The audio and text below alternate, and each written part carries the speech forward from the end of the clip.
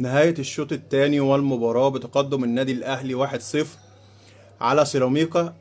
أحرز الهدف أشرف بن شرقي، إمام عاشور عمل له أسيست ولا أروع، وبن شرقي بيحطها في البعيدة عشان الأهلي يتقدم 1-0 ويبقى في صدارة الدوري برصيد 52 نقطة. لكن كلمة الحق سيراميكا أقوى، سيراميكا كان مقدم مباراة تقيلة قوي وكان أقرب إنه يتعادل وممكن يفوز كمان، لكن الكابتن عماد النحاس عامل مستوى عالي والحمد لله الفريق أحسن. رابع فوز على التوالي للنادي الأهلي. النادي الأهلي ما زال بيقول أنا هو، أنا بعبع الدوري، أنا رقم واحد وهفضل رقم واحد، والأهلي لما بيركب ما بينزلش تاني. عايز بقى عايز تنسحب انسحب، مش عايز تنسحب براحتك، بس انا اهو، انا المبادئ، انا رقم واحد، انا الاهلي رقم واحد، انا التوب. انت بقى هتبقى التاني، هتبقى التالت، يا ريتك فضلت التاني زي ما كنت.